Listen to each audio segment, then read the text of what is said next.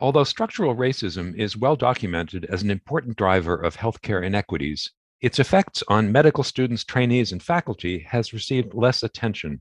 One contributor to structural racism in academic medicine that may often get overlooked is aversive racism. I'm Stephen Morrissey, managing editor of the New England Journal of Medicine, and I'm talking with Jennifer Lucero, an associate professor and the associate dean for admissions at the David Geffen School of Medicine at UCLA.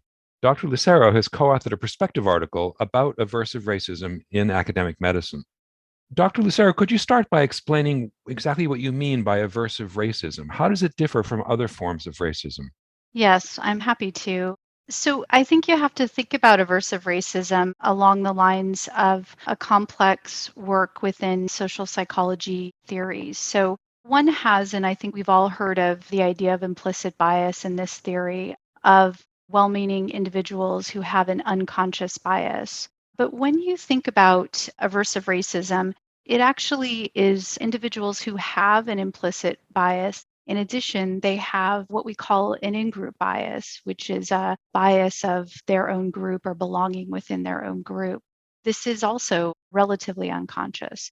And individuals who themselves as educated intellectuals and progressive, they really see only one type of racism, overt racism. Yet many of these individuals engage in what we call aversive racism or aversive racism comments or acts. These are unconscious and they allow them to view themselves as not racist. These behaviors act to help preserve the hierarchy of the dominant group, which we talk about this in the perspective piece. And this actually has ways in implicating and creating continued issues around structural racism in academic medicine. So, how does aversive racism show up in areas such as medical school residency admissions decisions, in faculty promotion? So, we actually outlined one really interesting study that was done by Davidio looking at this. They actually looked at it from the perspective of admissions in undergraduate.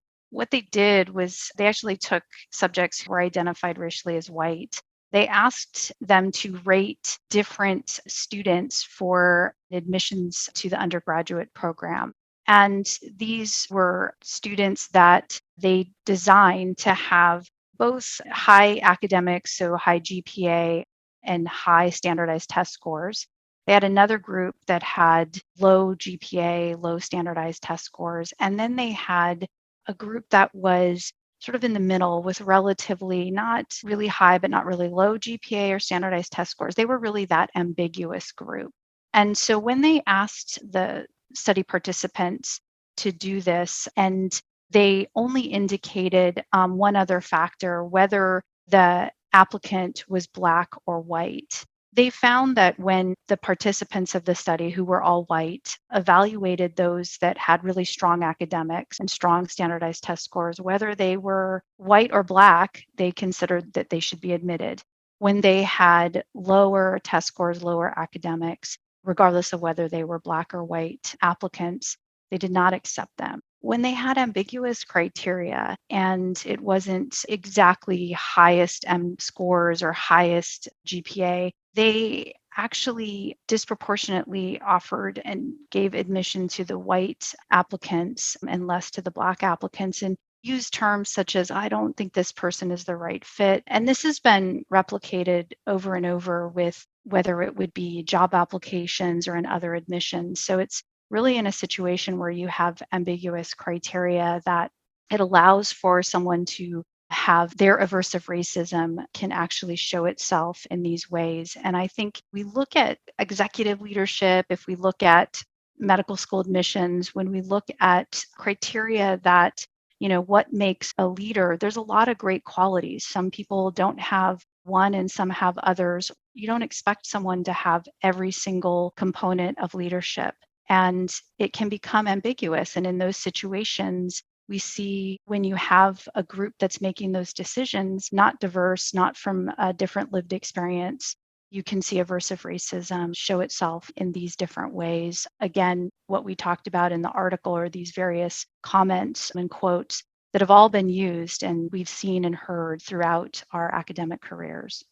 Looking further into that, you say in your article that aversive racism flourishes when decisions are left to judgment calls by people who don't recognize the effects of intergroup dynamics on their thought processes.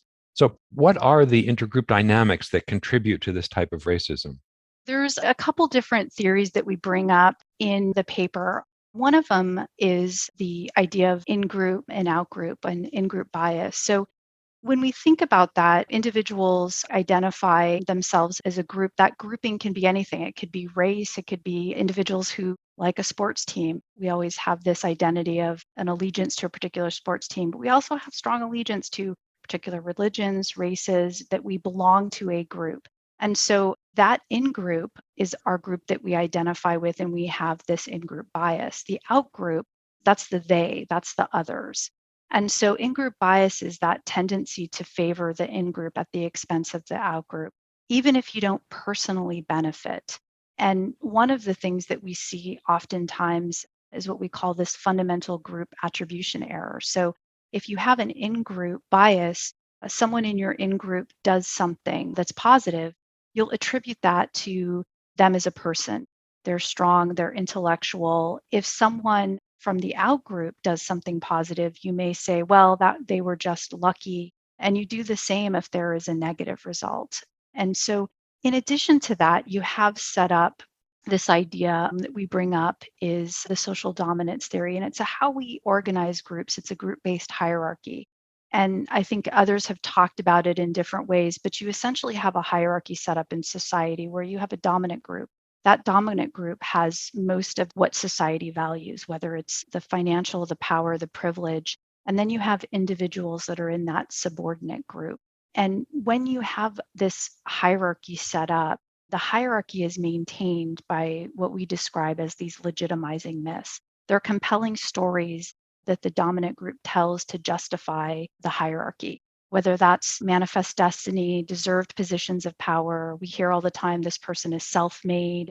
We hear that there's a level playing field and you just have to work hard to get something, or that we live in a colorblind society and racism no longer exists.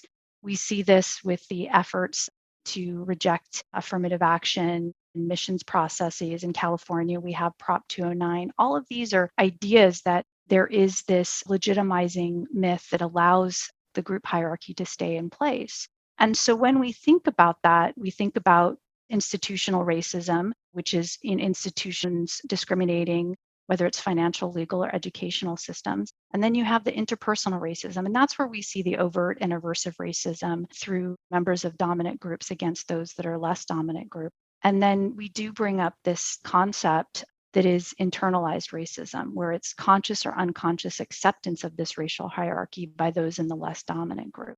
And so when you see these intergroup dynamics at play, you can see how the design of aversive racism is used to continue to maintain this group-based hierarchy and to allow the dominant group to stay in place. And as long as we continue to have this, it's going to be really challenging to dismantle structural racism. It's going to be challenging to actually make changes in health disparities and provide equity of care. And we need to look at these mechanisms and start to break them down. In that regard, given the extent to which aversive racism may be subconscious, how can leaders in academic medicine challenge their own thought processes and their role in upholding the existing hierarchy?